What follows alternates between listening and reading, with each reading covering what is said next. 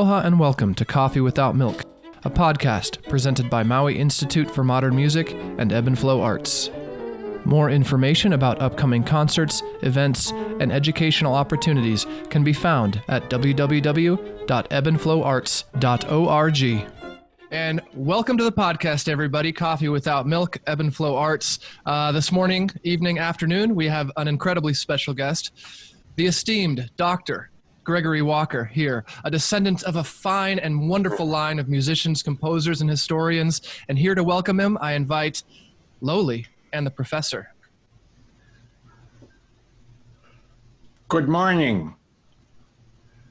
Hi, little feller. Hello. Hello, Loli. How are you, Doctor, this morning?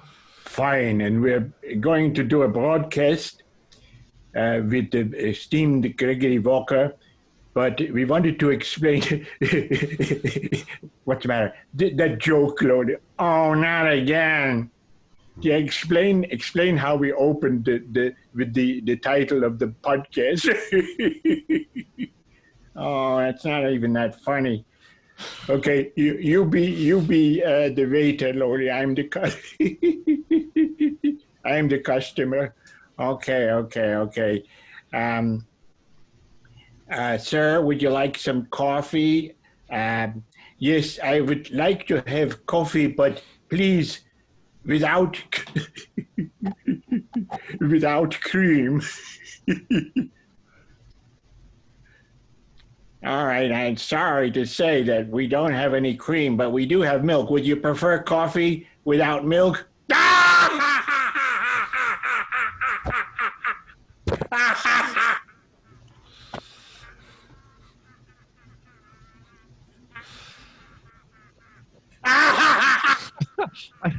I'm afraid the Professor is truly having fits. Sorry about We've seen this before. We've had some malfunction here.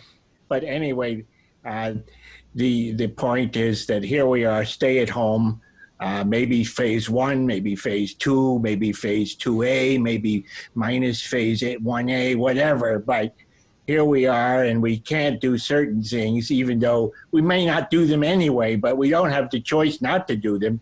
So it's a kind of difficulty that we have. But it's, think about it. The siege of Leningrad, something like 850 days. Come on, guys, get with it. Anyway, let's get started. Thank you very much. I don't know, maybe you should be wearing a mask, Lowly. Gregory, awesome to have you here today. Thanks for setting aside this time to talk about your work, your music, your life, and everything you do and everywhere you're going. Really exciting to have you on. And we didn't have a chance to meet when you came to Maui, from my recollection, but I do hope that we can rectify that situation at some point when you come back. Absolutely. My bags are packed. Well, hey, starting August 1st, all you have to do is take a test, and then you can land in Hawaii and then how not long be is under the quarantine there? Yeah. Don't worry about your constitutional rights being violated if that concerns you. Hey, we're moving past that. Well, did you hear that the federal government is suing Governor Ige for I heard that, imposing those quarantines? Yeah. Anyway, well, once that's resolved. Once we can do these things, once we can go and make music and get together. Yeah. I was actually having a conversation with my friend last night, and she was saying that she likes to just hang out in the carport and play music and hang out with friends. And I'm like, but don't you miss the live concert experience? And it's so far now. I mean, none of us have been to a live concert for months. It's like we forget how much work it takes to put one on, and we forget how much we look forward to experiencing it in that real acoustic environment too. So I, for one, will be very thankful when I can hear everybody live again. Yes. But as Peter said, Gregory, your family is such an extraordinary musical family, and it's hard to think of a more extraordinary one, to be honest. But particularly because a lot of these so-called musical families, at least often do not involve a composer. They're largely, all performers and all of that. But we're going to delve into that today, and let's get maybe started. It was about 3 years ago that you were here, almost exactly to the day. It was June 20th that you gave a wonderful workshop and performance with your wife, Lori, of Sonata Number 1. And that's perhaps a good starting point. Since then, I assume you're still at the University of Colorado at Denver. Is that correct? That's correct. What remains of it? And Wow. What that means is there in Denver, as elsewhere in the world, we ended the spring semester with the online classes, and for violin teachers across the country, we shared this helpless sensation of trying to make out violin sound over Zoom, online, trying to somehow contribute some kind of constructive evaluation. And it could be soul-crushing at times. It just by Braille going through this whole thing. And, just even for the students, I would say, you just had to keep the faith that this too shall pass. Glean what you can from your education, glean what you can from the online experience, and then just try to recreate your understanding at home, and just look forward to the day when you can share what you've learned about music with others. You nailed it on the head. It's like, just keep practicing. How many hours are in a day? 24 hours in a day. Just keep practicing. At least you won't get worse. Oh yeah, and it's kind of sad to think how much we require extrinsic motivation in upcoming performance or professional opportunity. And for me, definitely lost a few of those in the late spring and over the summer and so forth. And some of them are lost forever. Some of them are postponed semi-indefinitely. Yeah. And so at this point, like other performers, I'm trying to kind of apply myself. There's one particular piece that's kind of interesting that I'm working on, the Butterfly Lovers Concerto, which is a staple in the Chinese orchestral literature.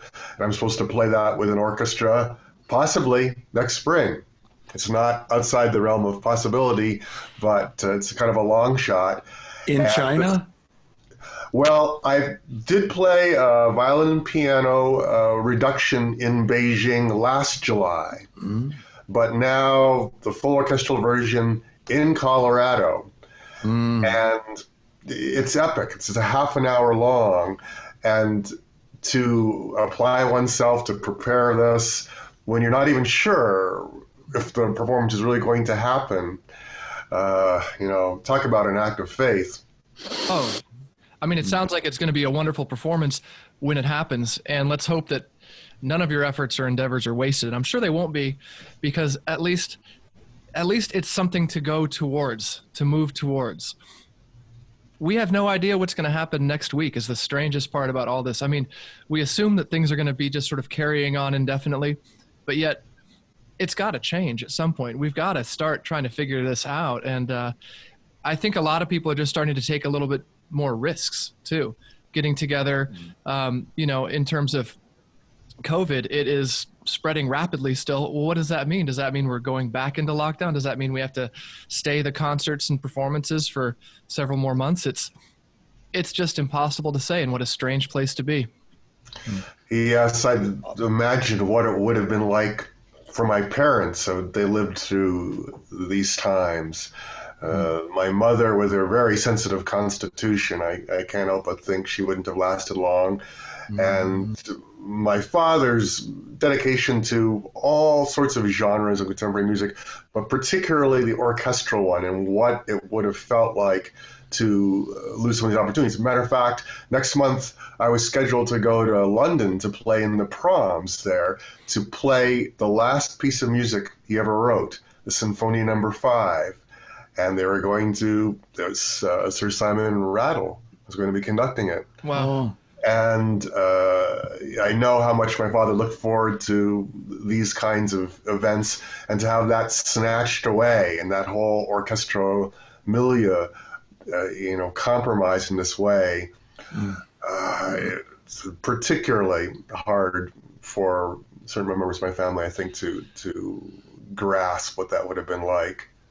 Hearing that story, it really reminds me that aside from all the immense suffering in the world, that we are all experiencing other profound tragedies as well. And in a way, I think we're developing a kind of, hopefully, a resilience to trauma through all this too, because we're just trying to stay strong within ourselves, trying to look forward to whatever we can, and maybe focusing that much more on our daily lives, our daily practice, or whatever it is that's keeping us sane during this time, during these many months so far, and perhaps some more months to go. No, I think that's absolutely true. And for me personally, the main way I can keep the momentum going is with the development of new creative projects that would have needed a lot of lead time to get rolling. And so there's some things that are in primordial stages now, because I suspect I'll have plenty of time to develop them when things finally get up and running. And focusing on that, I see benefits to the situation in that small way, and I'm able to, I think, be productive just at that level of creativity, of composition, and so forth, a little more easily actually than the motivation I need to find in playing. Yeah. Do you find it easy to make the time to compose? Do you find that the ideas are coming clearly, or do you find that because of some global uncertainties, maybe there's a deep collective consciousness distraction for you? I mean, is it easy for you to do? Well, you have to, I think, through one's career, and maybe Robert can weigh in on this, you have to find what it is that's going to create that spark that you need to get going. Now, my father, George Walker, would argue that inspiration is completely overrated. It's all perspiration, which is one way to do it, but I'm such a wimp. I need to have that inspiration. I need to have that spark of joy to really even have a sense of gratification with the whole process. So when it comes to that spark, I feel as if that can be found independent of current events. A lot of composers are just going to be drawing that spark from someplace around them, but it doesn't necessarily have to be in the news today for me. So I feel as if the beginning of some of these projects are intact. I am curious to see how they play out, because a lot of times when I work on my own compositions or conglomerations of performance art events, I try to reinvent the wheel. There is so much time that's necessary. And in day-to-day living, when everything's going well, it's really hard to find that time. So, as I say, I'm going to try to make the most of at least that small part of what we're going through. Well, you certainly have the background, because by my count, you've got 4 advanced degrees. Where did you do your undergraduate work? That was Indiana University. And even the degree there, a lot of time was spent playing the violin, but the degree was in music and English. And that was my main and first exposure to electronic music. Electronic music circa the 1980s. And it was something that kind of set the stage for the next degree, which was at the University of California, San Diego, with big-time computer music program there. And there I learned more about the digital applications circa the 1980s, so very different than nowadays. At the same time, I was concertmaster of the local orchestra, continuing the violin studies and so forth, kind of continued that trajectory at Mills College, where I was working with a few luminaries, including Anthony Braxton, and got more of a sense of what it is to take these technological concepts in music, these abstract concepts, and try to bring them to life in a persuasive performance to sell these things. I mean, that was my takeaway. I don't know what everybody else was doing, but that was a big insight that I left there with. And then in the end, it was the University of Colorado in Boulder, and that was really the only composition degree I got. The only thing that was called composition, and I've certainly never gotten a degree in violin performance. It says here in Wikipedia, Masters in Composition from Mills College. Well, I mean, I think at the time they were describing it as electronic something or other. Okay. If it ends up as composition in Wikipedia, it cannot be wrong. No, they're sourced.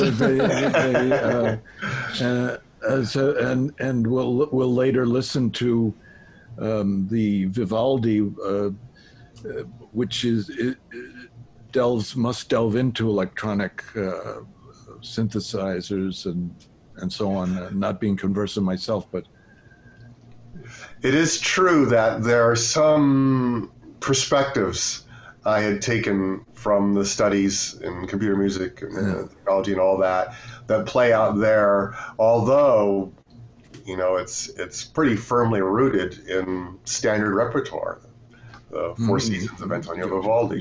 Sure.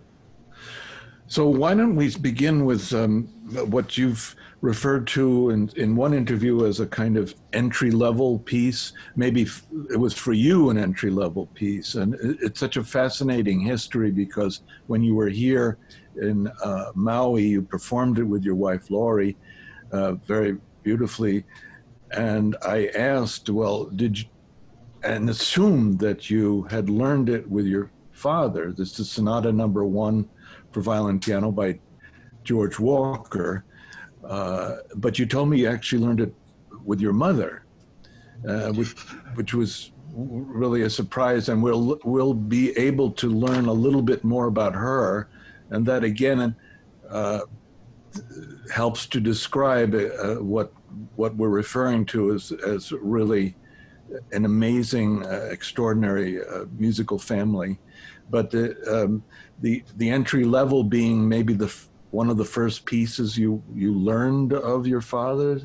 That's true. I think for the listener, it can be thought of as an introduction to the music of George Walker because it came from an earlier period there in the late 50s when his music had more consistent tonal references and also references to compositional devices you find in classical music and Baroque music. Those concepts were pretty clear. And who knows, every once in a while there's even something resembling a clear, expressive melody that people who listen to traditional classical music will be able to recognize and appreciate. For me, it was the first piece of music. I believe I worked on it before I would have worked on a violin part from his lyric for strings, and it was kind of this eye-opening experience of just what it was to, in addition to many other things, become that much closer to my father and his artistic vision. Okay, and this maybe you could describe, Gregory, the circumstance is a performance with Alexei Ivanchenko. That's right. Fine pianist based at the Frost School of Music in Miami. And we were performing as part of a series organized by an Albanian pianist named Redi Lupa, who's been a long-time friend and champion of my father's music. He's the fellow who has somehow hazarded performances of all 5 of his piano sonatas in a single concert event. So a lot of love, support going on there. I was invited to take part in this event and contribute what I could. And my father was alive at the time. He gave it his blessing. It seems as if we emerged unscathed. I know a little bit about that type of experience. No small feat. No small feat, it sounds like. So do you have that queued up, Peter? The Sonata number 1? I have it ready to go. We can check that out. Why don't we take a listen? It's about 9 minutes. And Gregory, if you wanted to do live commentary, feel free. Otherwise, you can mute your mic and just enjoy the show. It's up to you. All right, here we go. Spoil the effect. Yeah. Okay, let's first I'm going to make sure that we can all hear it, and it looks like we're good, and here we go.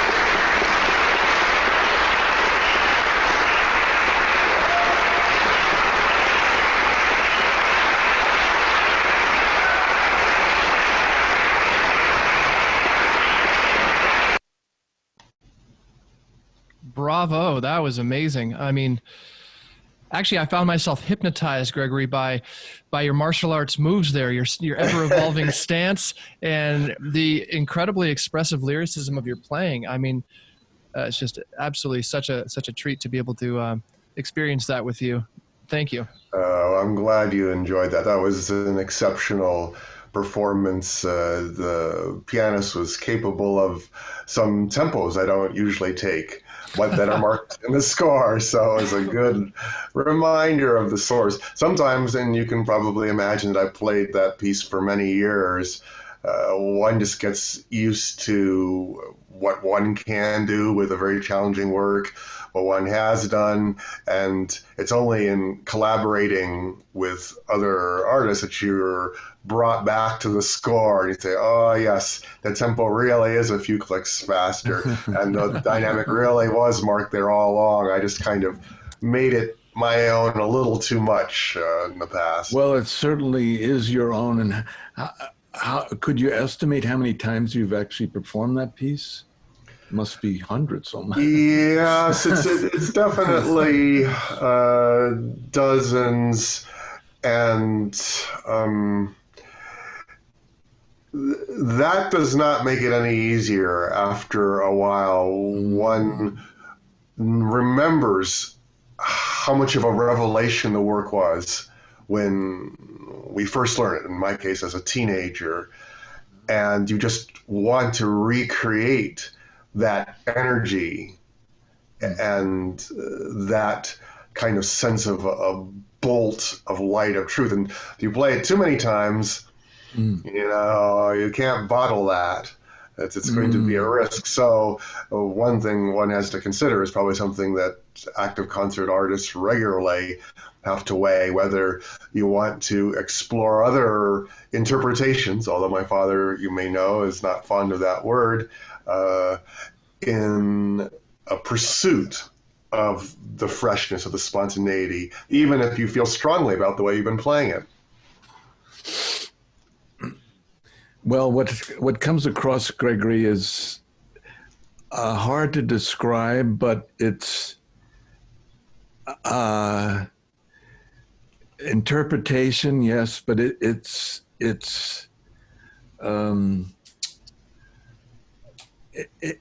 unlike any other kind of performance that one experiences. You're such an intimate knowledge and such a true dedication to the work, and then the ease, because it's so second nature for you, having done it so often. It's just really remarkable performance, and as is the case with the other works that we'll hear from. But again, the amazing thing is that now, so your father and mother, both now no longer with us, but they performed this piece together as well. To my knowledge, they couldn't have, because none of them plays the violin. So right. The only question in my mind is whether my father would have played the piano part with anybody else. It's kind of indelible memory for me, but he and I actually only ever played together once. And that's recorded, isn't it? Isn't there? No. Well, okay. So there are the commercial recordings. Yeah. And we did those together. That's not fake news. But as far as an actual concert, we only played once in New York, and we played this piece together. And was he happy about it? Did he think that your interpretation was accurate? I imagine that under the pressure of one's own father, that's a little more pressure, Dad. Hey, easy. It was real pressure, and I'm sure Robert can empathize with what it is, because not necessarily the easiest man to please. And in many other aspects of my life, growing up as his son, and in many other pieces of the violin repertoire, he could be extremely critical for some reason. And there's theories, but for some reason, maybe he was just thrilled that I could even play the instrument without dropping it after what he'd seen in my formative years. But there was virtually no criticism of what I did. If a recording, you're looking at different takes. Occasionally, you'd have an opinion of what to take, or usually the instructions, few as they were, would have to do with, okay, this dynamic is in the music, do what's in the music. Always do what's written there, because what's written there is the Bible. Every so often, very rarely, he would come up with something that wasn't necessarily in the music at all that he wanted me to add. But the point is that, to say he was eerily supportive is understatement, because particularly in the view of his personality, it was kind of hard to explain how he was able to evidently appreciate what I was doing with his music. Well, he probably didn't want it to get to your head, you know. He expresses that in an interview we'll probably hear part of a little bit later from the Library of Congress. In my experience, there were far more cancellations of possible broadcasts of performances, of dismissal of musicians for not adequately interpreting his music than there were acceptances of performances. Yeah, it was hard. It was hard to listen to him talk about these things and then to interact with the other musicians, because as Robert is a phenomenal champion of my father's music, is kind of an extended member of the family, no matter how far away you all are there, again, can reinforce there's sacrifices involved with learning this and other contemporary music that's challenging on a number of different levels. So musicians are making these sacrifices, and yet, especially towards the end of his life, I could see heroic performances going on and people applauding, going crazy in the hall, and the artist walking over to acknowledge my father, sitting next to me, and walking over as if people are applauding. My father turns to the artist and tells him everything he messed up. Frightening. And just, we can say he was a purist. We'll just leave it at that. At least he knew which notes he wanted to hear.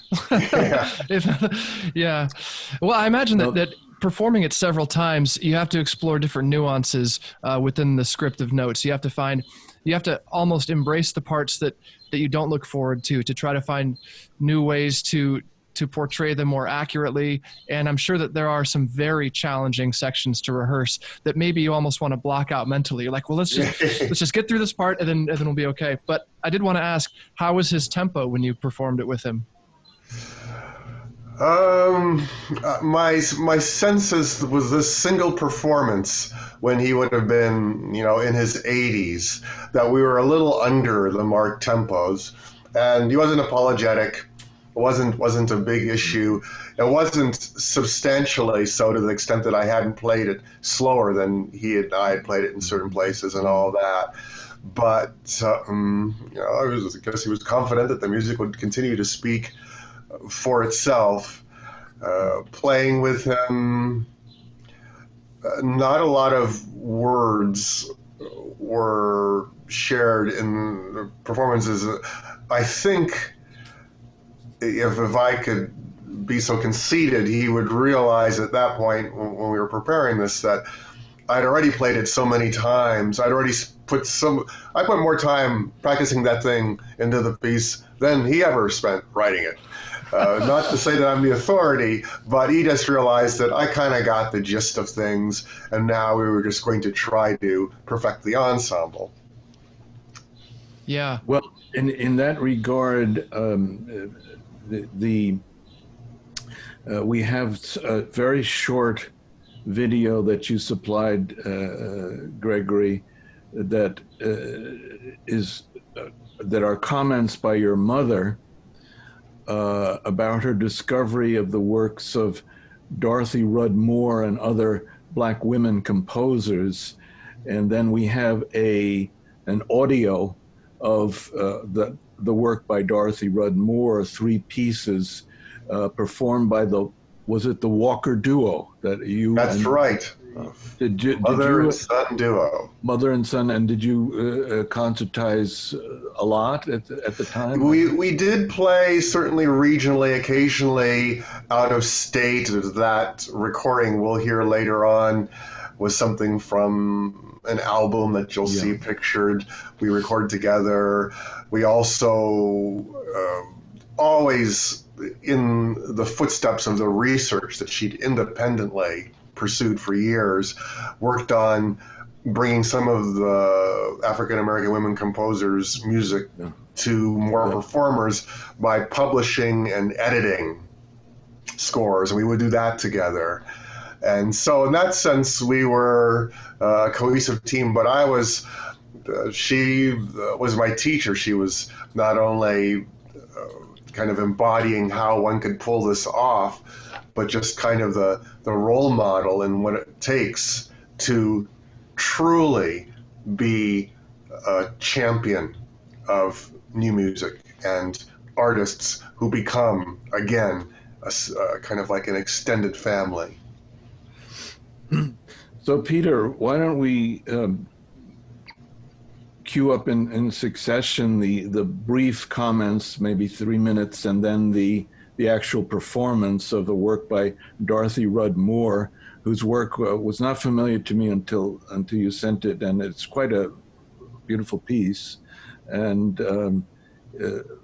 the inspiration that your mother found from not only women composers but African American composers is particularly timely today. You know, we have the Black Lives Matter uprisings, and in Denver, my understanding is that there's a call for the resignation of the mayor. Yes, there have been calls for the resignation of many people, typically starting with the police force.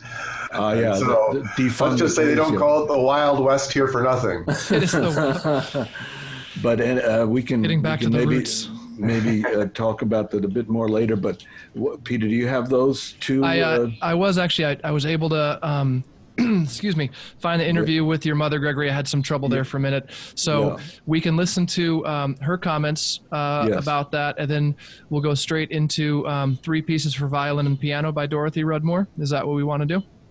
Yeah. We can do that. I'll try to do that elegantly. And let's begin with hearing the words of your mother. And I hope that it comes clearly. It looks, is this from a conversation that was broadcast? Yeah, talk about layers of Zoom. This was part of a big musical conference in which she was zoomed in. And I'll never forget her apprehension at using the software for the first time. But I think she figured it out. Yeah, okay, great. Well, let's hear let me just make sure I've got the audio enabled for that. And I'm going to go ahead and make that full screen for our viewing audiences. And let's hear what she has to say. I had just finished my doctorate, never heard of a single woman composer. This is 1981. And when I went to one of my professors and said, how is this? You know, I haven't found any single women composers. And he sort of went like this and said, that's because there aren't any. Oh. This is a professor, right, on my committee. And I thought, this is not good. So my friend Marion Payton, soprano, was taking a course from another professor, Deborah Hayes, who was teaching a class in women in music. And the two of them got me started, and I have to give credit to them. And for a couple of years, I was doing research first on Clara Schumann, and I really believed that my piano students needed to know more than just piano technique and the literature of the masters, that there was a lot of literature that we had not been told about, such as in the program that I had just finished, my DMA in piano performance. And so I started my students playing music by women composers, and started performing, doing lecture recitals. And you will appreciate this as a professor of history. I love the history, and I felt that performers should know about history, about music history, and the contexts in which the music that they were performing had been written. And so I gave a couple of lecture recitals on Clara Schumann and how big an influence she had been on Robert Schumann.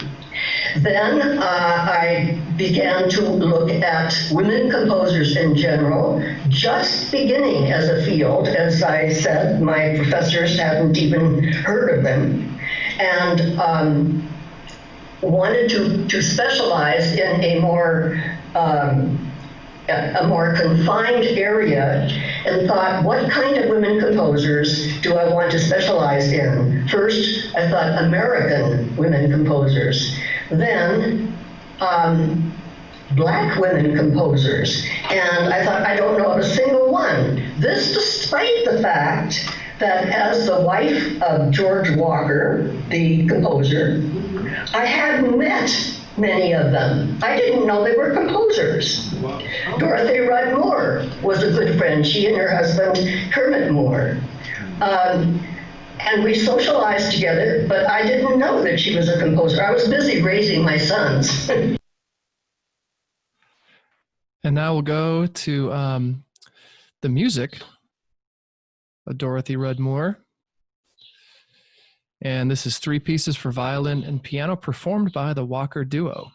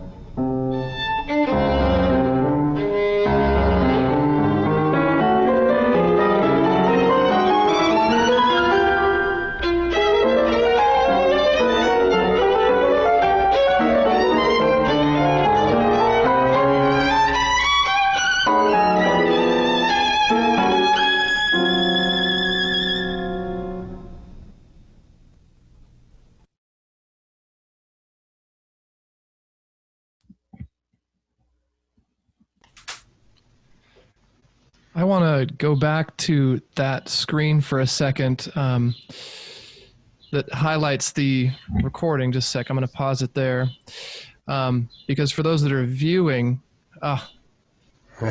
just trying to put it up for a second. So, well, let me skip that for a second. And there it is.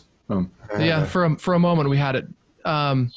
So, Gregory, tell us about that release, because it seems like Dorothy Rudd Moore is just one of many fantastic composers that are featured on that release, and a little bit about maybe when that was recorded and how everybody can obtain a copy of it, which I think would be fantastic, because that is something that we really should spread around. There may not be a more comprehensive group of African American women composers ever recorded, really. Yes, you know, when my mother started on this in the late 80s, definitely was, one could neutrally say, part of a second wave of research into Black American composers. And there had been just a couple of people who had specialized in African American women composers, but they weren't necessarily performers.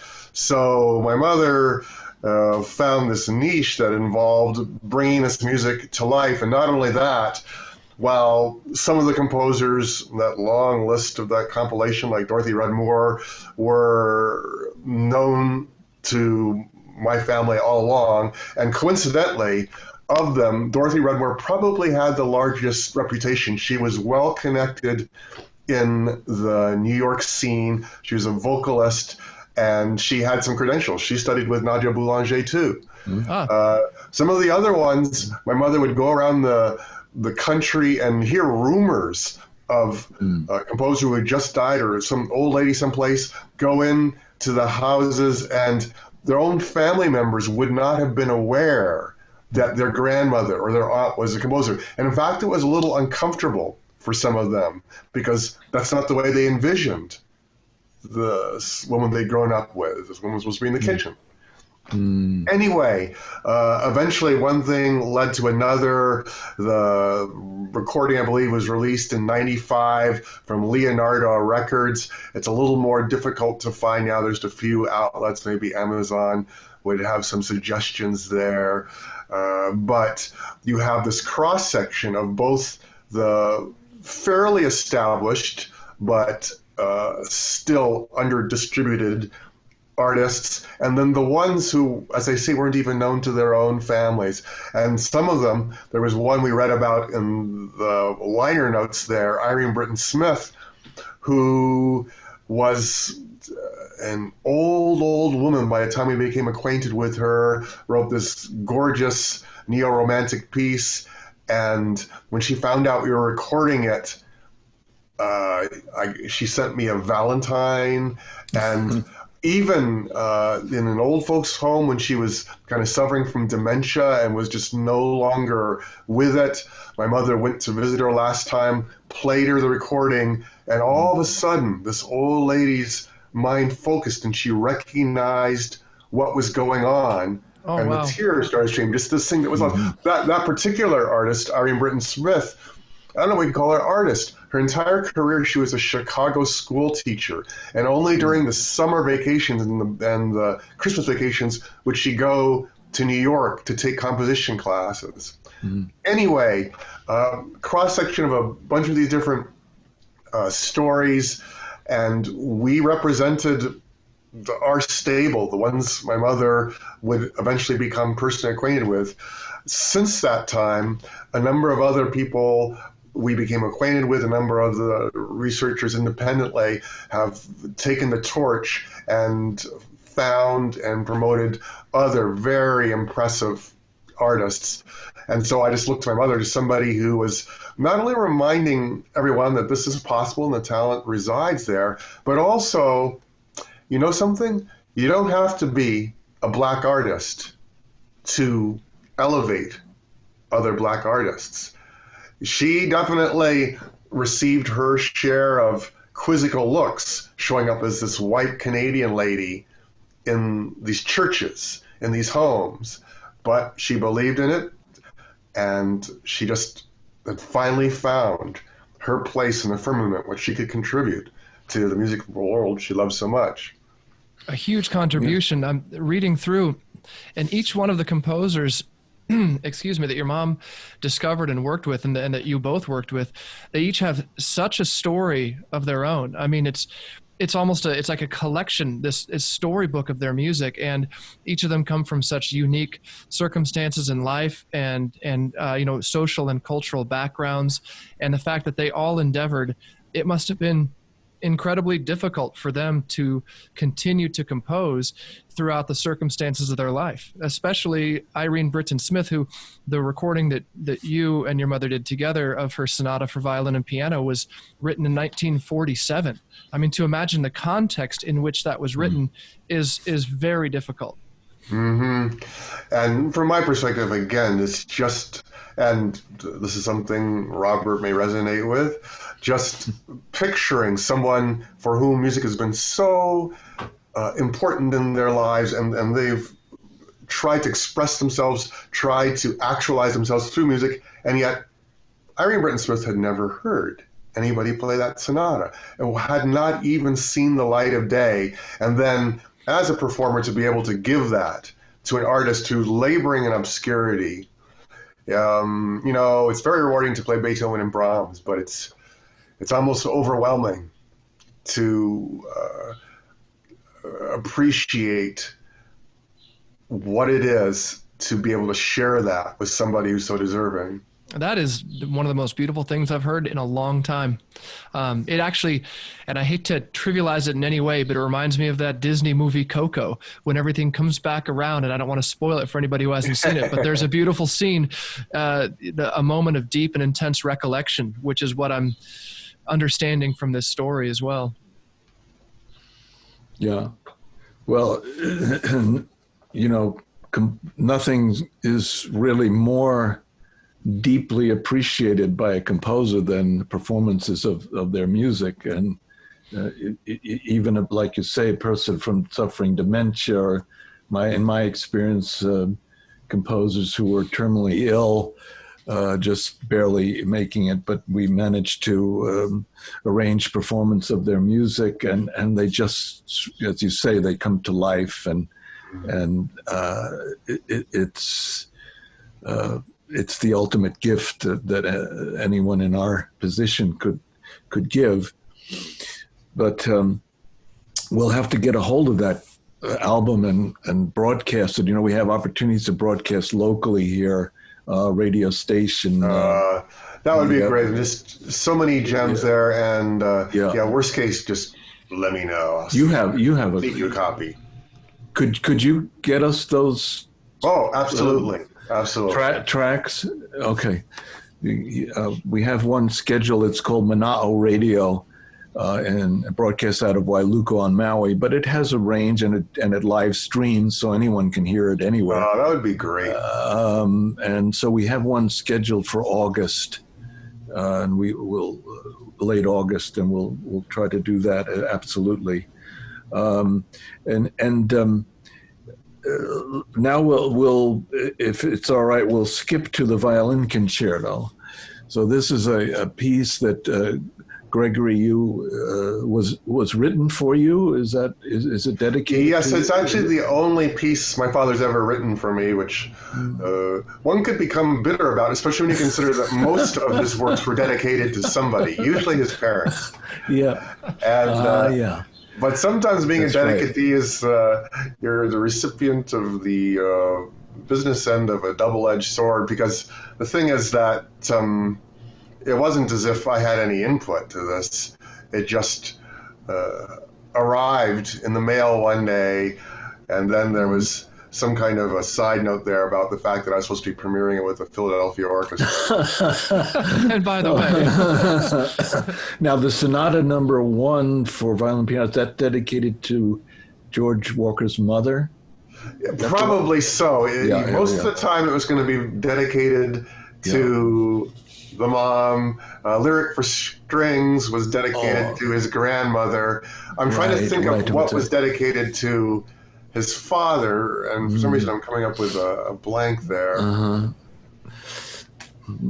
Well, what we have, because of various union restrictions, is the third movement, the audio of the third movement with a series of slides from the preparation of the performance and so forth with the Philadelphia Orchestra. Really, in a sense, George Walker coming home, because not really, but he started at one of his beginnings was at Curtis, so in Philadelphia, so there's a certain aspect of that. But shall we play that, and then maybe you have some stories about the circumstances around the performance. Yes. It's about, this segment is about 6 minutes. It's as we say, it's the third movement of the violin concerto, and the visuals are slides from it. Do you have that one up, Peter? Yeah, let's go ahead. We can take a listen to that now. Okay. Let me switch over to it. And so this is a third movement from George Walker's violin concerto. Am I right in understanding that it wasn't written in 2008? This is a 2008 recording? I'm thinking that the official date for the composition was 2007.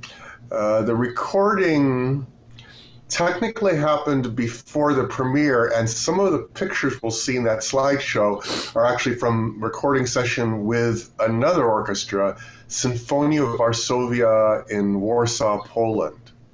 Oh, okay, fantastic. So this recording was made before the actual concert premiere? Technically, yes. So were there any changes made after the recording for the premiere, or was there anything readapted or revised? That's always kind of a sensitive point, because sometimes Dad would come to me in the hotel room between multiple performances and come up with changes he wanted me to implement, which is a little nerve-wracking if one's playing from memory. Well, let's take a listen to that, and then if anything occurs to you, feel free to share. So here we go.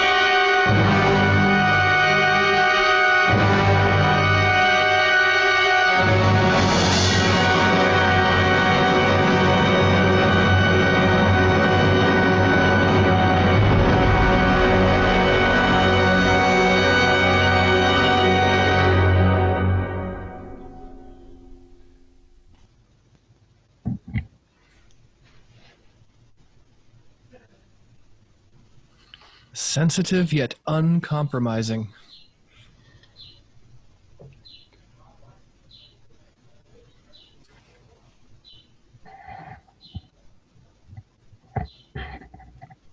All right. Yeah. Beautiful. And so that you premiered with the Philadelphia Orchestra. And around that time, Gregory, we have also portions of a discussion that you had at the Library of Congress. Peter, do you see that? Where it culminates with a performance of a solo work called Bleu that, again, your father wrote for you, Gregory, as possible encore piece, but then he certainly qualifies it in the discussion. So we could, do you see where we have that, Peter, where we start in that lecture or that discussion at 3 minutes 40 seconds? That's where George Walker describes the circumstance around the composition of Bleu, and then there's a question from the moderator to Gregory about a subject we've been kind of discussing here, you know, the evolution of your father's style of composition, and maybe there's a give and take about not really asking for changes after a piece had been written, and then we can skip towards the end where there's an actual live performance of Bleu. Was that the first performance of it, or? That's correct. That was the world premiere, and for me, listening to these, I'm certainly familiar enough with the music. It's music I have to practice every day today, but I'm very aware of the instruments. For example, with what we just heard, I was playing on a Stradivarius that had been used for the premiere of the Bartók Second Violin Concerto, a loan that was arranged by the American violinist Rachel Barton Pine for me for that occasion. For the Library of Congress performance we're about to hear, what had happened was the Library of Congress had commissioned the top American violin makers to recreate one of the Stradivari instruments in their own collection at the Library of Congress. And so they carefully studied the original and modeled this thing. And long story short, in addition to premiering Bleu, which was actually, between you and me, dedicated to my son, Grayson, who was a budding violinist at the time, not to me. Okay. But in addition to premiering that piece, I was also premiering this instrument that had just been built for the occasion, or for the Library of Congress, and then just happened to coincide with the occasion of the premiere of my father's work. Oh, that's a wonderful coincidence then. Yeah. Where was the violin made, and do you recall by whom? Yes, I mean, it's, I think its name is the Oberlin Betz. And what that means is it was made at a big violin making conference in Oberlin, Ohio, where the Oberlin Conservatory is. Mm-hmm. And it was modeled after the Betz Stradivari. Most Stradivari instruments have some kind of a nickname. This one's Betz. And so you had top American makers. If you had a list of the top 10 most illustrious, they would always include Joseph Curtin, Zygmunt Tovich, a bunch of others. Anyway, they were all gathered together, somehow working hand in hand on this thing. I don't know, maybe one person was working on the scroll, the other person working on the back piece. I don't know how they delegated the duties, but they got it done, shipped it off to the Library of Congress, and I got to play it first. Oh, wow, that's fantastic. All the while, I'm sure, hiding their own sophisticated techniques that they've spent their entire lifetimes developing from each other. They say that they're open about this, they share this stuff, but there's always something that one must keep for oneself, I think, when it comes to that level of craftsmanship. Well, let's hear a bit about the conversation, and then we can move to the piece. This should be really interesting. So I think, Robert, I've got it queued to the right part. And okay. We'll just kind of jump in and see where we land, okay? Gregory, my son, had his very successful premiere with the Philadelphia Orchestra, in which he premiered my violin concerto. I thought of writing something else for him, but I didn't want to tax myself too much. In doing so, the violin concerto was a great effort on my part, less of an effort on his part because he played with such ease. But initially, I had thought of composing a work that would serve as an encore to some of his recital programs. But toward the completion of the work, I realized that the difficulties of the work were so challenging that it would hardly fit into the category of being an encore. And in fact, it is an extremely difficult work.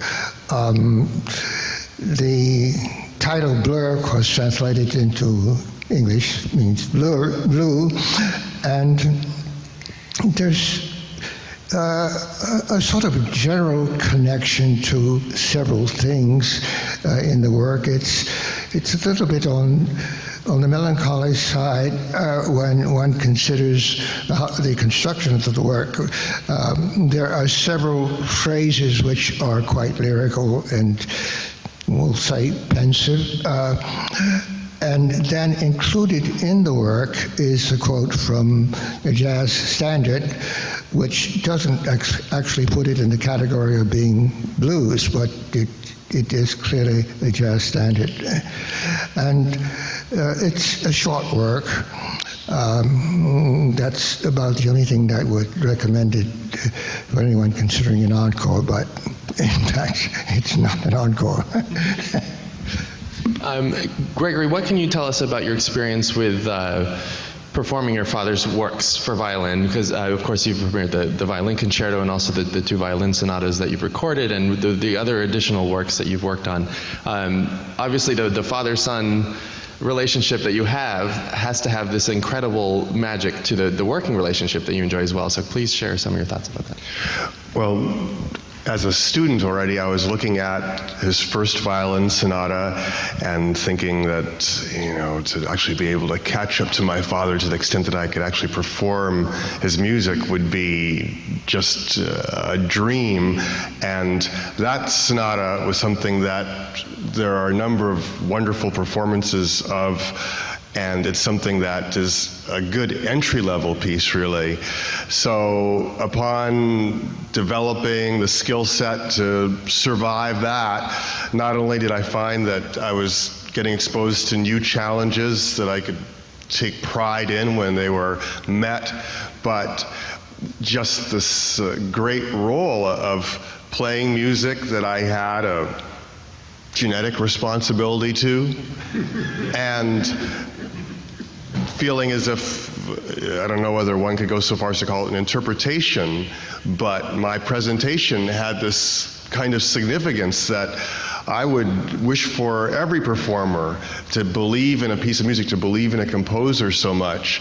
So with each successive piece, I was able to wrap my fingers around this sensation, this responsibility grew, that after a while, yes, the technical challenges are borderline absurd at times, but one stops thinking about that. One realizes that, in a sense, there's a higher calling, a higher responsibility. I believe so much in his musical vision and in the importance of disseminating it, and it's just, it's beyond fate. It's just this great privilege that I'm one of the people who goes around and tackles these things, sometimes before the other players.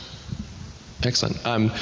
One question that for both of you to answer, which I would find interesting and hopefully we would all find interesting, is at what point in the creative process of developing Bleu or the Violin Concerto did you start playing things for your father? So were you a part of the composition process in terms of playing little fragments of the themes, in terms of helping your father hear the way that things could come together, or was it very much, you know, no touching it until it's the finished final product?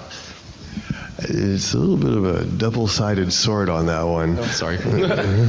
because on the one hand, in fact, even as a performer with a virtuoso piano background, my father doesn't actually play stringed instruments like the violin.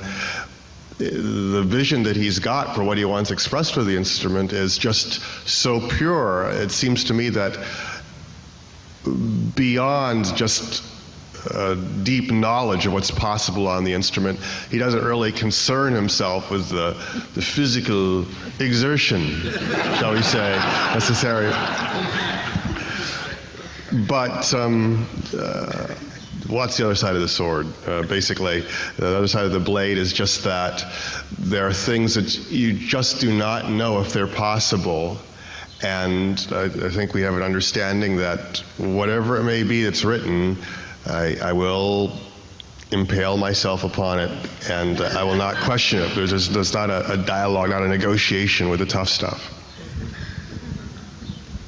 I'm going to pause that there for a moment because I thought that was just a beautiful and apt reply. And it made me think for a moment, Gregory, before we hear Bleu, with this music, I wonder how much actual conversation you and your father had in terms of dialogue versus a musical dialogue and a musical communication and a musical understanding.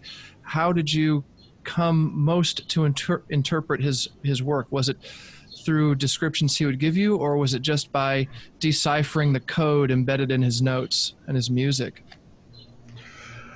Oh, I mean, I think I have to depend more on the genetic code a lot of times. If one is familiar with his pieces as they manifest themselves in various concert programs, you know that the program notes are really slim. Just the facts, ma'am, was going on with some compositional technique.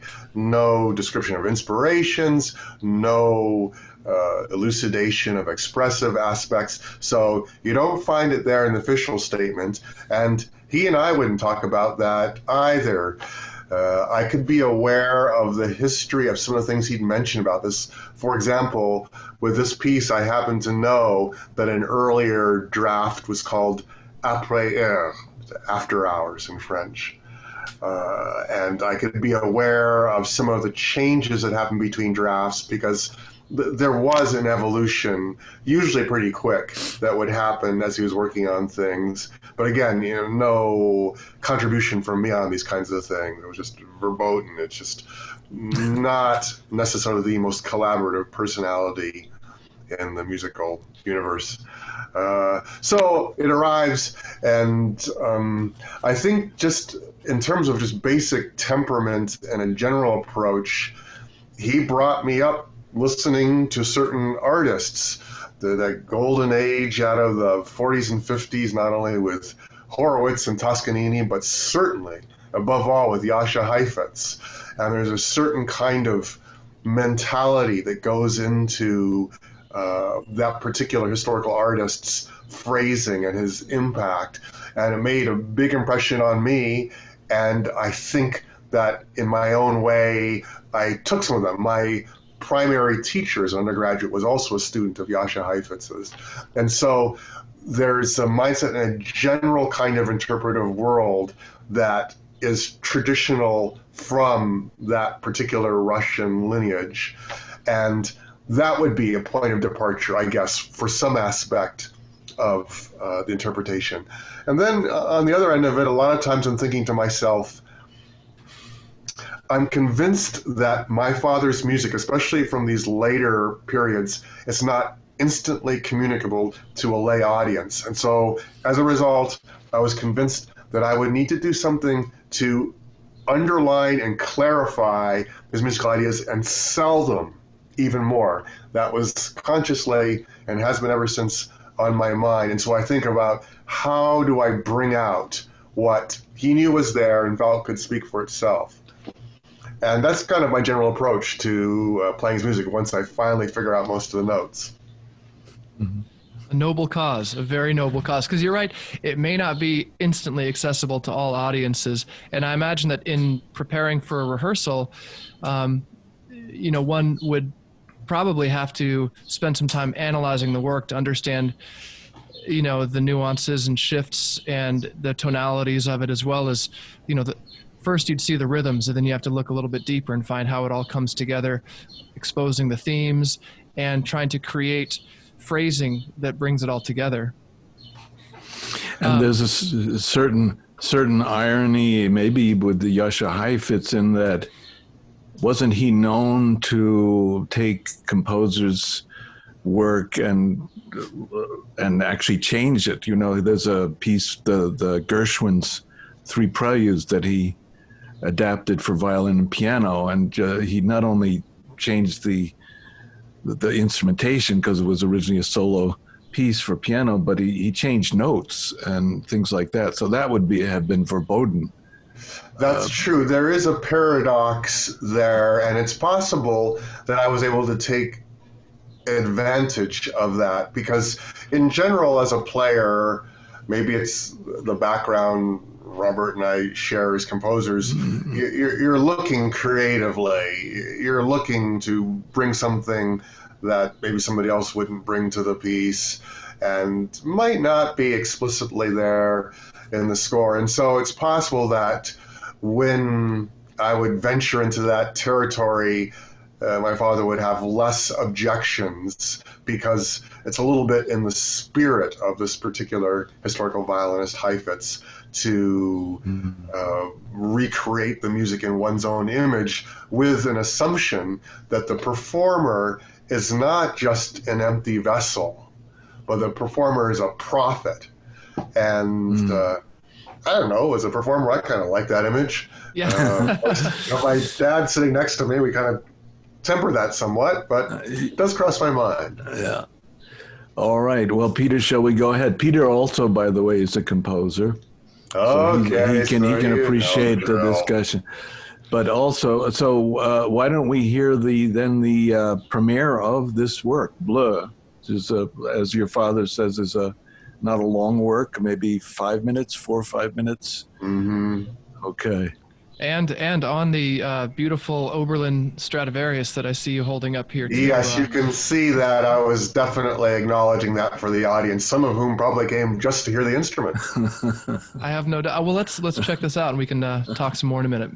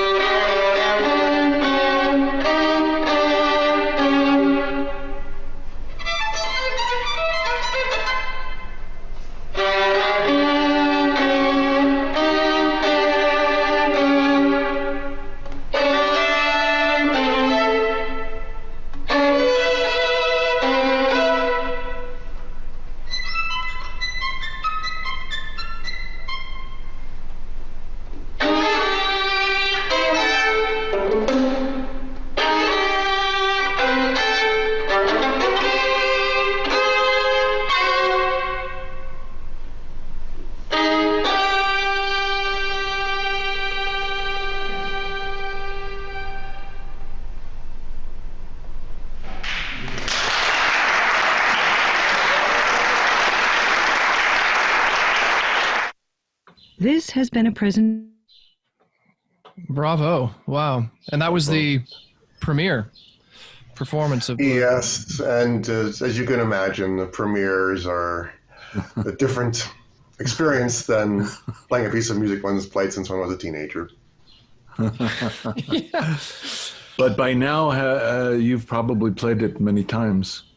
Yes, and the beauty of having a solo violin piece is that it is portable. There are many opportunities. That is, though, one of the most challenging of all the violin works I played of my father's. There's something about that. Sometimes it flies by too quickly to hear in the first listening, but there's some unique aspects going on. For example, at the very beginning, there'll be some fairly brisk notes, but they're not really single notes that the violin is keeping track of. Every so often, there will be a unison double stop, which is something that doesn't occur very much in the literature. It's a big old stretch. And to throw those in at speed is something you don't get prepared for very much. And I believe the reasons why he came up with that thing that I've never seen before is it's a little bit like pedaling on the piano. If you've got notes that's just been played that are ringing through notes that follow, then it's a little bit like a left-hand pedal going on there as one holds down a unison note and other notes move while the other one is continuing for a split second to ring. So, almost imperceptible, but he notated it, so some of us have to attempt it. Of all the people I've ever heard perform that piece, I think I'm actually the only person who actually attempts that particular aspect. I don't know, my hands are a little bit larger. Mm-hmm. Yeah, the resonance of the violin probably helps to reinforce that aspect of the composition too. I'd imagine with a bright resonant violin like that, the pedal tones, they probably carry a little bit further, I would think. They would be brought out a little bit more. The main challenge, just in terms of one playing, is just you're getting your fingers kind of tangled. One finger won't move, and the other one is having to go by at sextuple. I don't think I would be able to do it, but but then again, I have never attempted it, nor do I play violin. So. You have the easy way out of the situation, by the way. Yeah, gosh, I guess so by default. Oh no, that's fantastic. Though, what a great story behind the performance and the work itself too. Now I understand a little bit more your father's exacting standards for performance. He probably measured most performances against your interpretations and your dedication. That's flattering, but I suspect he probably measured a lot of performances against his own golden era artists who would have never played an abstract contemporary piece. No, like Heifetz, didn't Schoenberg give Heifetz his violin concerto, and he just didn't even respond. Yeah, life is just too short.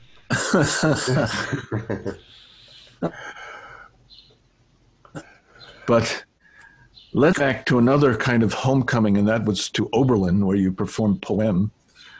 What were the circumstances around that? We have that one, Peter, as well. That's a much more substantial work, of course, with orchestra. Yes, I guess the two perspectives one might want to be aware of for this. One, that Oberlin was my father's original alma mater.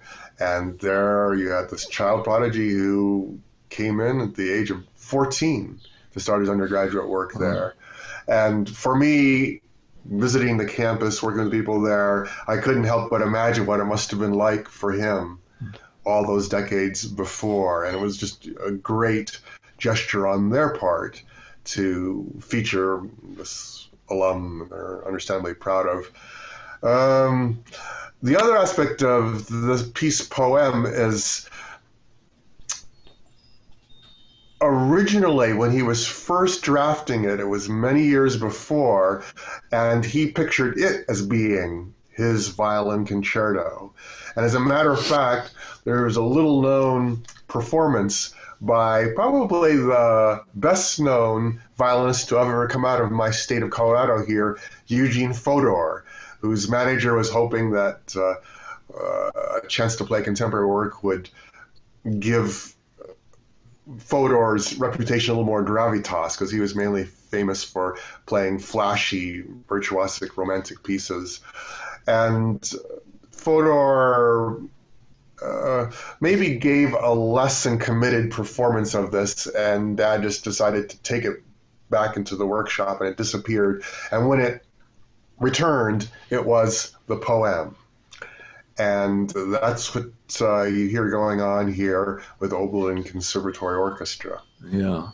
And again, your aunt was in the audience, who had been Yes. on the faculty of Oberlin as a piano teacher. That's right.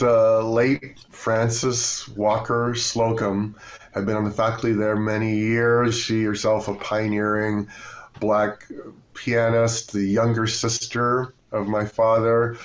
They had very kind of a complex relationship. A lot of times there were years that would go by without a lot of communication between the two of them. So this was kind of like a miniature reunion for us, for me to see her there, visit her after all the years. My father was kind of attending remotely at that point. He wasn't healthy enough to fly out for the whole thing, but it was very meaningful to play this for that side of my family. I'd been separated from for quite some time. I may have met her in Newark, New Jersey. It's my vague recollection. Great. And the other anecdote about her is that Scott Anderson, the clarinetist, and I had the honor to record George Walker's Perimeters for one of the Albany series, and I asked George why the title. This was a work from 1973 or so, something like that, and he said it delineated his change of compositional approach. That is, prior to that work, it had been in the tradition you described, out of the Curtis school and more tonal and so on. But Perimeters is decidedly not tonal. And remembering it, he said that his sister didn't like the piece at all. Perimeters. Yes, so the Perimeters, the delineation probably happened on a few different levels there. She certainly was a great champion of the earlier works, but so she played his sonatas, the 1 and 2, maybe one and 2, and all of that. But when you think about it, it is, for an artist of that era who lives long enough, a seismic shift. One moment you're impressing all of your colleagues, the people you went to school with, your family, your friends, with music that they can understand, and then you go over into Robert's land and lose a lot of friends. Yeah, and but it's a beautiful. The Perimeters is just from my ear, right? Just from the very first reading through it, just the beauty of, and he, as you say, he was, he took so much time. He describes it in that discussion that to apparently to over each note, and so his music has that kind of sparse feel to it, or Spartan feel, that every note has been truly worked on and worked through, and that comes across right away. But this is where the work is about 17 minutes, so we'll start where the performance begins, if that's okay, and then we'll end with the final notes of the performance. You go on to perform a very interesting interpretation, an encore of lyric. But perhaps we could be, for sake of other things we want to do, we'll just do the actual performance of Poem with the Oberlin Orchestra and Gregory soloist, the work by George Walker. All right, let's jump over to that now, and I've got it up and queued, and this will be really something to enjoy.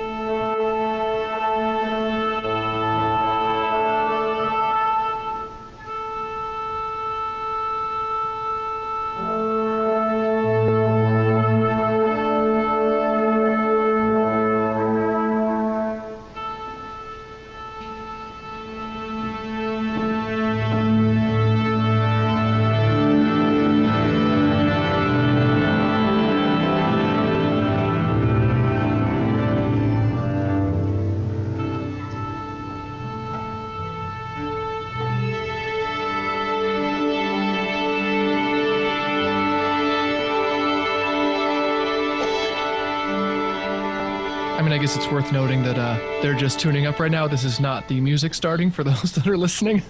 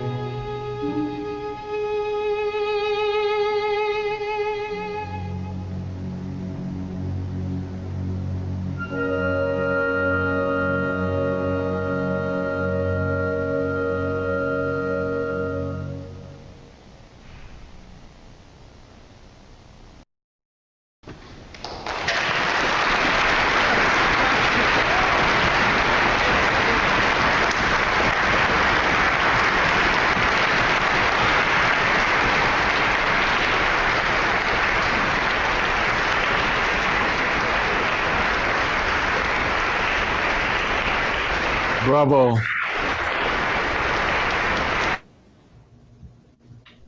What a lot Beautiful. of amazing young talent. I mean, that's incredible. Yes, aside from yourself. Well, it's true. Oberlin's a high-powered institution, to be sure, but especially at an occasion like that, it just struck by how many Latinos, how many African Americans, just a very diverse population somehow they're able to cultivate. And such great leadership as well at that school. I mean, really, it's a force out there. And being in Hawaii, we're so far from institutions like that it's easy to forget how powerful they are and how much they contribute to everything musical in our society too, in every way. I mean, from the background of all the individual performers to the works that they're able to feature, and such a beautiful space as well to perform. Yes, and it's just like you may sometimes feel in Maui, Oberlin is actually one of the more isolated locations for a music conservatory. People who go there are kind of struck by how they're out in the sticks and how they're like a little oasis. Sure. Compared to, Eastman, Juilliard. And so sometimes I think they do feel isolated, but the faculty are top notch, and it just seems like they're getting a complete exposure. Challenging repertoire. It's beautiful. Yeah, it's a beautiful piece, beautifully performed. So Gregory, we have some material from your own, not necessarily your own compositions, but a segment from a kind of a trailer from a documentary that you'll have to describe, and also the interpretation of Vivaldi. And we'll get to that. And it occurs to me that we need another podcast. Yes, there is so much. Yeah, there's so much. We need to focus on your music as well, Gregory, and you gave us a taste of it here through the. It was also very interesting, very different from your father's music, but also extremely compelling. So, and how much time? We don't have maybe that much time. Peter, how are you doing with? Good. We're okay. We're into 2 hours now, but we've been running for a while, and I love everything we've done so far. Okay. We may want to consider wrapping it up and continuing on to a part 2 at some point as well, just so. Well, if we could include these other things that we'd already planned. I really want to hear more about, so the film, Gregory, is called Song of the Untouchable. And it seems like an amazing story, but beyond that, just such an incredible adventure. And I wonder if you could talk about that and what's going on there. Sure, it's a bit of a non sequitur. On the other hand, from early on, certainly in my academic training, I was aware of the long shadow my father has cast, and how, it's wonderful to be able to celebrate his music, but I have ideas somewhere rattling around in there of my own, and finding a new direction. And Song of the Untouchable is the most geographic example of that. It's hard to describe what's going on in a nutshell, but events conspired. One of my old students who had embarked on a career in filmmaking, primarily extreme sports films, mountaineering, bouldering, contacted me. He'd been intrigued by the little bit he heard about what I did, and we conspired to try to not just present musical concepts in an academic setting, but as an adventure film, as something where there's actually a risk involved in many different ways that you don't even see when you're trying to play the right notes. So as a result, we ended up in Kerala, India, the southernmost tip of India. And we were going there. I'd been invited by a musician there to collaborate, and one thing led to another, and I got exposed to all these different aspects of Southern Indian culture, and also got a chance to kind of introduce my own ideas and see what kind of the fusion could possibly be.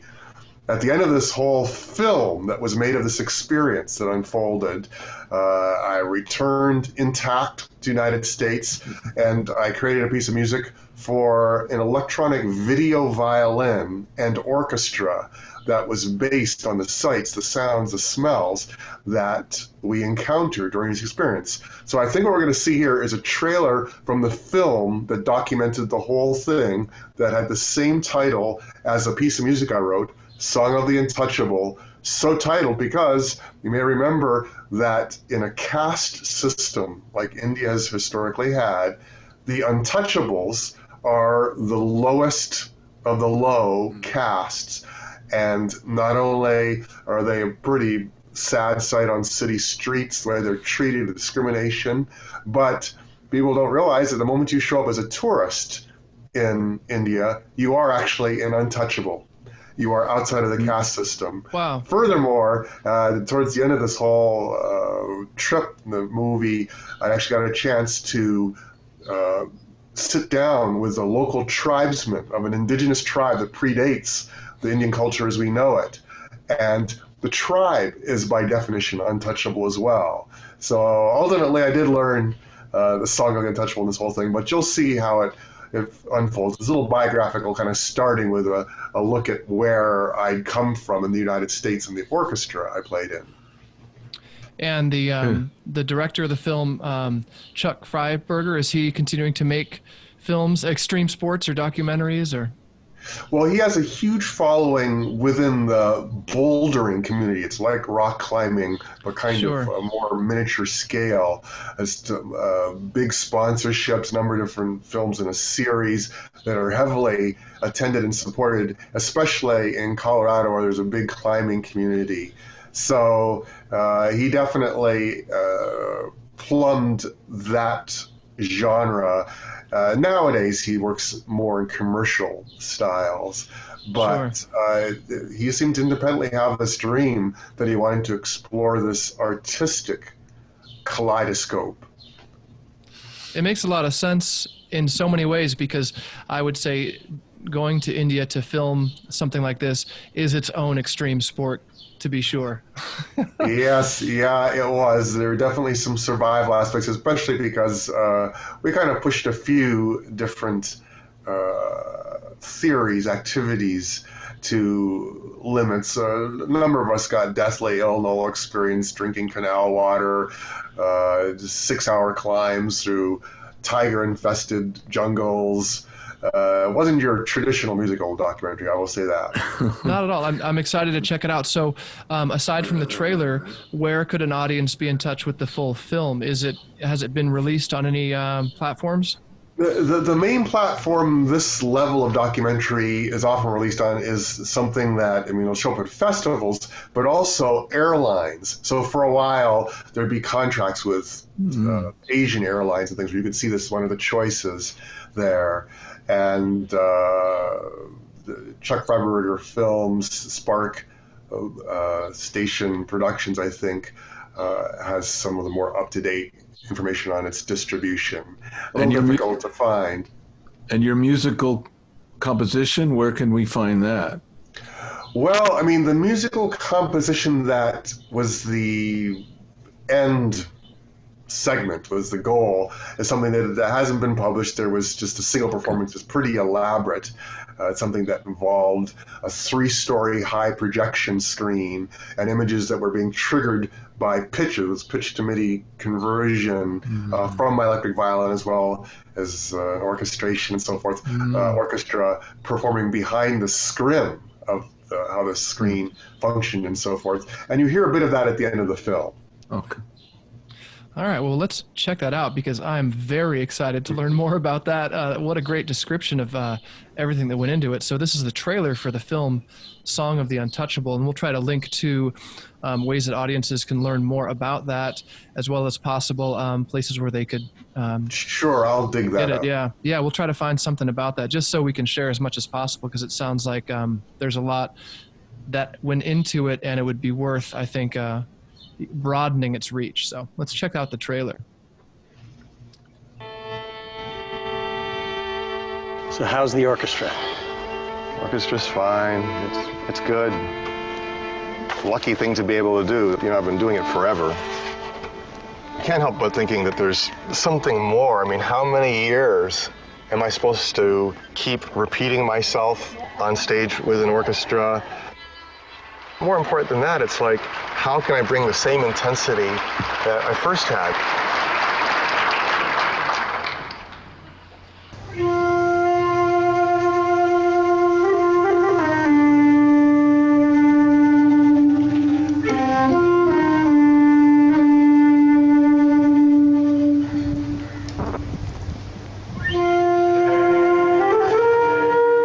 Silence in your life to be able to create.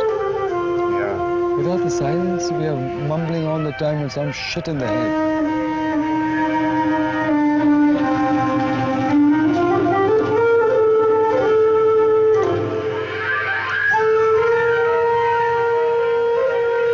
I gotta say that, you know, the culture here is very unlike any culture I can remember experiencing before. It's been a real eye-opener to see how other people treat each other and behave, and we're still at the New York airport.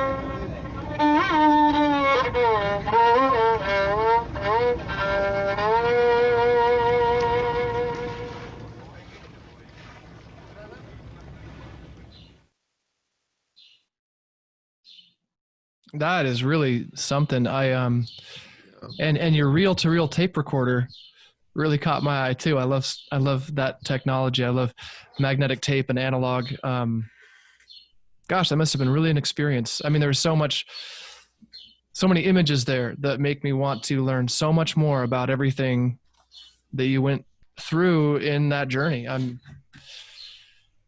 Yeah. And also we have the performance of the Electric Vivaldi Winter that we could broadcast here. That was with a Denver-based orchestra. That's Gregory, microphone, unmute. For 25 years, I was concertmaster of the Boulder Philharmonic Orchestra, and this is a chamber orchestra taken from that group. So I was featuring my homies here. Matter of fact, a lot of the footage here was kind of captures where we lived in the mountains, just kind of snowbound. Yeah, the snowbound, kind of bad winters there. But I was approached by a record label that was interested in creating kind of a crossover fusion between Baroque classical styles and some things involving electronica, electric instruments. And so I busted out all the various things I could find in my basement that sometimes I use in special occasions. And we ultimately recorded an entire album of all of the Vivaldi four-season violin concertos And what we're going to see now is just the music video that was made from the first movement of Winter. So it's like switched on Vivaldi. Pretty much so. A little bit of pop music, rock influence, certainly some unusual programming that you don't typically hear. Technically, it's not an electric violin, but it's electronic violin when I'm controlling the waveforms, getting the sounds I'm getting, and also programming the continuo and so forth. And there was kind of a spectacular concept, but again, it was also very close to home. These are just scenes from my neighborhood. Oh, that's great. Yeah, so we'll check out the Electric Vivaldi sessions, or this is the director's cut of Winter. And yes, I don't know what we're in store for here. This I started to watch it, and well, let's get into it then in a minute. Here we go.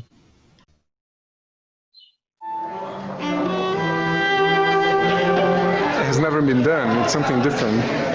You know, sometimes I even question what we did, but at least it's not the same old, you know, recording.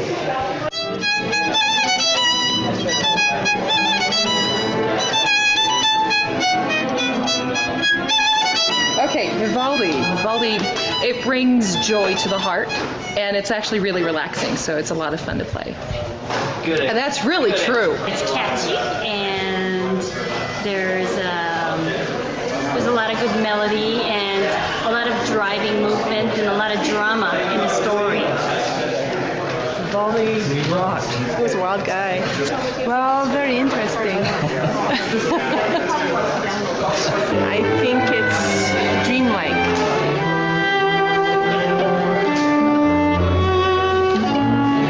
Sometimes it's nightmarish.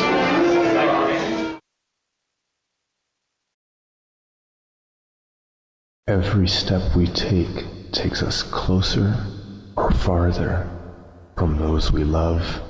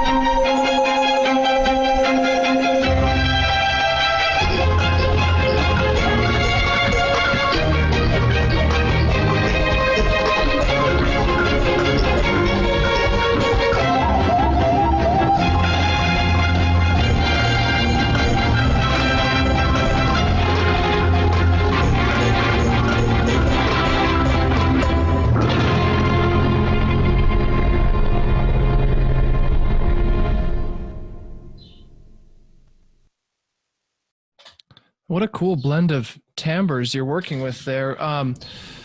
Were you also using something like Max MSP to help alter the electronic sound, or was it an interactive?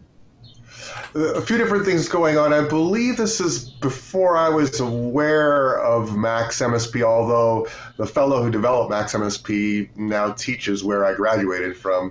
But yeah, I mean, the programming was basically on the violin and dealing with some Roland products. It's kind of cool in and of itself.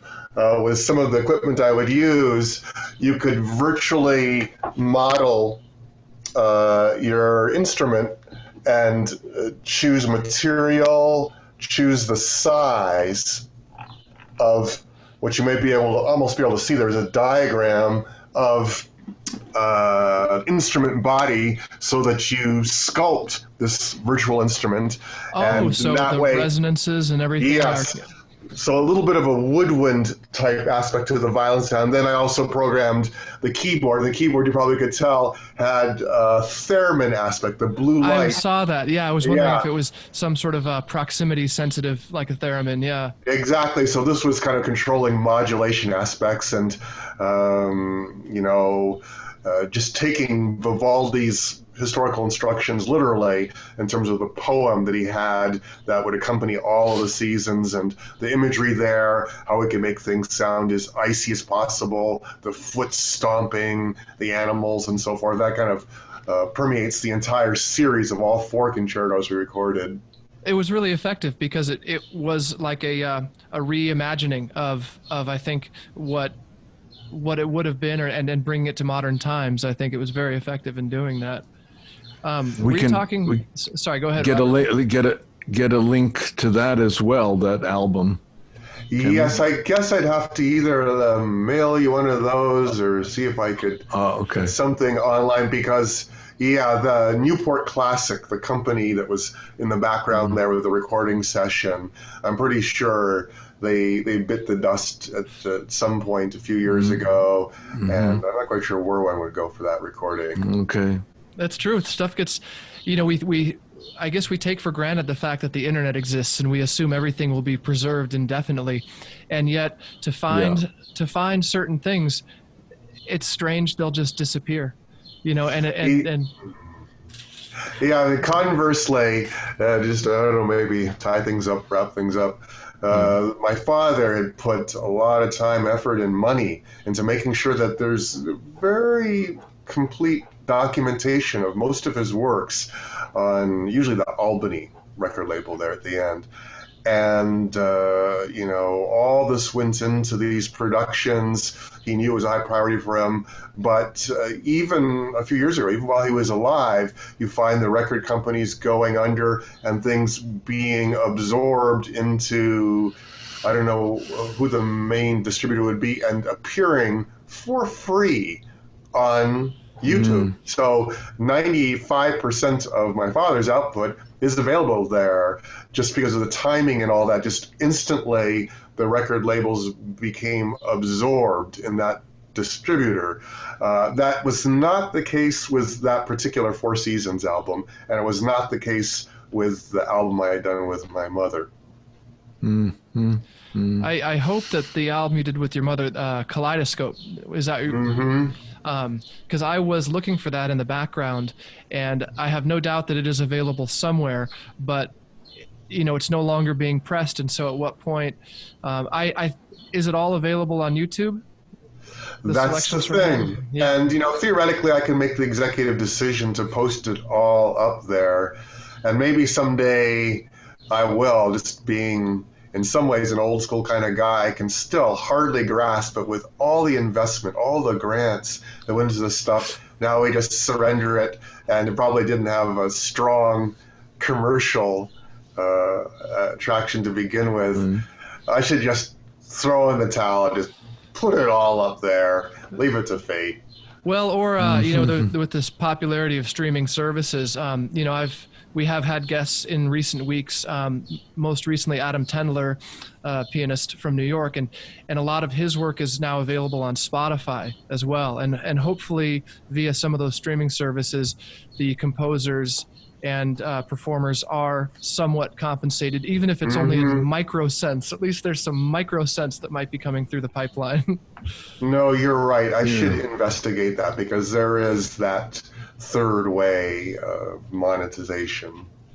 Finding a way. And you so know, my daughter is, Esther is doing a lot of painting and working with TikTok. TikTok. So she does a quick, they're quick, and she just by chance she plugged in my name, and what comes up is your father's Sonata Number 5, a recording of that in TikTok? in TikTok. Yeah. I would say that's a feather in the cap for everyone. The two of you are more hip than I ever anticipated.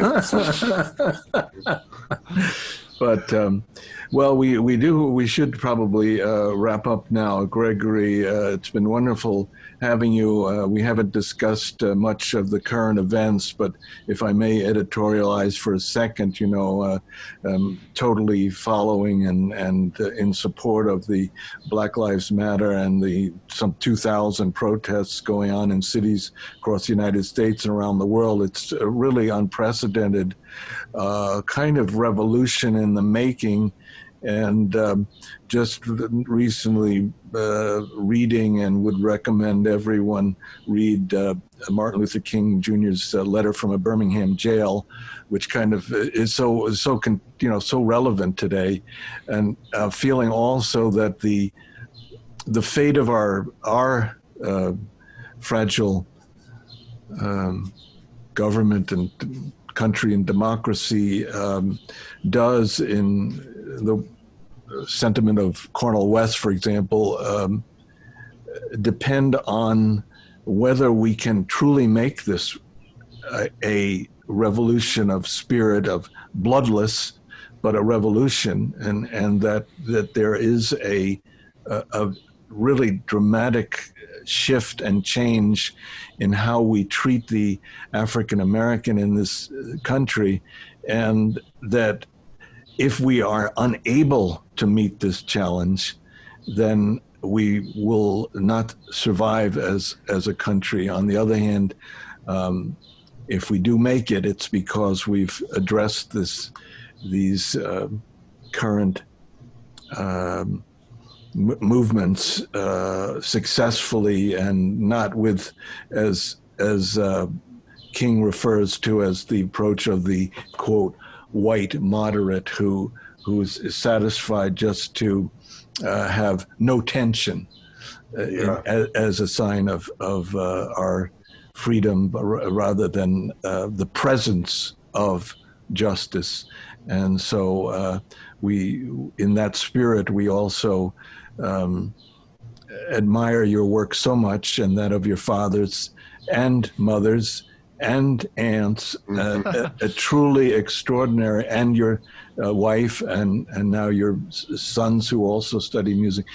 Just a very special musical family in our country historically, and please carry on. And we hope to do part 2, possibly coordinating. Maybe we could do something where other performers of your father's work who are still with us could perhaps join in a larger setting, and also again to focus on your work as a composer, which I realized as we were going through this broadcast today that we didn't really cover enough. So and we, again, when we can, we'll invite you back. Of course, it was thank you so much, Robert and Peter. It's a great feeling for me just to have this stroll down memory lane and remember what it was like to live and play with my parents, and to feel like I'm doing something, and that we're all doing something that would have been so important to them, and I think is something that in sharing at this time and at all times, I think just really brings a vision of sometimes it just involves the uncompromising, sometimes it just involves integrity of artistry. Sometimes I think what we can learn is just the diversity of different types of approaches and how they can all have a value. We can all leave with important takeaways that I think, can really bring something to our lives that you just can't find anywhere else.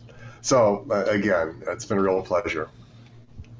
Thank you very much, Gregory. It was a real privilege and honor for me to spend this time with you too. And I do regret that we didn't dig a little deeper into your music, which I have a really deep personal interest in, being an electronic composer myself. And but I'm very, very happy to be so acquainted with the work of your family, which is such uncompromised and important work for the giant spectrum of American composers. Your family has had a significant impact, and I'm thankful that you're continuing that tradition and can share your insights with us today. So welcome. All right, gentlemen, thank you a lot for joining us in this emotional and incredible and very insightful and hopefully intellectual discussion of this work. And we look forward to getting back in touch very soon to do this again and to take it even further. All right. All right. Aloha. Aloha. Be well. Stay well. Aloha. Okay.